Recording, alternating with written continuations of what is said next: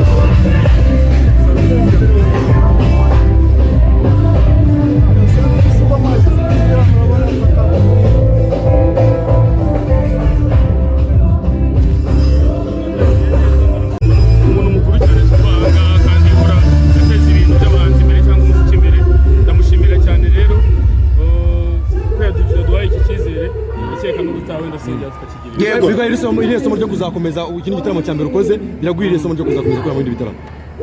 isomo nari kugenda gushiramo imbaraga kuko kanara barakazi kugira ngo dukomeze dukora akazi tunigaragaze nyine kuba bishinzwe urabona kampani zose ziri mu hanga kugira ngo nibura turebe ko batugirira ikibazo yego hano ni ku nshuro ya mbere i Musanze ese waba ufite ikihe cyizere ahandi hantu wenda tuzazenguruka mu gihugu icyizere waba ufite hano haguhaye ikihe cyizere icyizere n'ubundi twaranashyubanye karabibonye ko nyine abahanzi bagenda bagusibye nanjye gusa bagenzi bacu nyine turashima abanyarwanda bose muri rusange ko bagenda bakurushinga umuziki wacu turabahegera tugasanga bazi indirimbo natwe tugahita ko bazi rero icyizere kirahari kubera ko wabibonye nyine iyo nageze kuri stage baraka Isoro ufite n'ikindi gitaramo uyu munsi Musanze kuririmbira abantu b'i Kigali no kuririmbira abantu bo mu ntara itandukaniro n'iri ndagukosora ho gake nta kindi gitaramo cyari ariko kuririmbira abantu b'i Kigali ni Musanze rero buriya nta difference iri muri Kigali kuko buriya hano hantu turahaza cyane haragendwa cyane abantu banga rero ni abasirimu cyane ku buryo hatarimo difference nini cyane muri Kigali yego Kenny performinze indirimbo ku Musenyi nyakwigendera Legend muri hip hop Jay Polly bisobanuye kuri wowe kucyo wahisemo guperforminga iriya ndirimbo hano i Musanze iriya ndirimbo rero impamvu njye nyimashapinga nahasu iriya ndirimbo nagari ubwa mbere no muri Hill Festival narikoze ahubwo iriya ndirimbo nuko nagiye narayikunze cyane igihe cyashize nyine n'ubu ngubu nawe urabizi ko twumva indirimbo za Jay ariko iriya ndirimbo yamaye inspiration yo kujya indirimbo yitwa Hasu kubera kuyumva cyane nagiye kugira amayide nyine y'uburyo nakwandika hari icyo umwigiraho Jay Polly indirimbo yawe cyane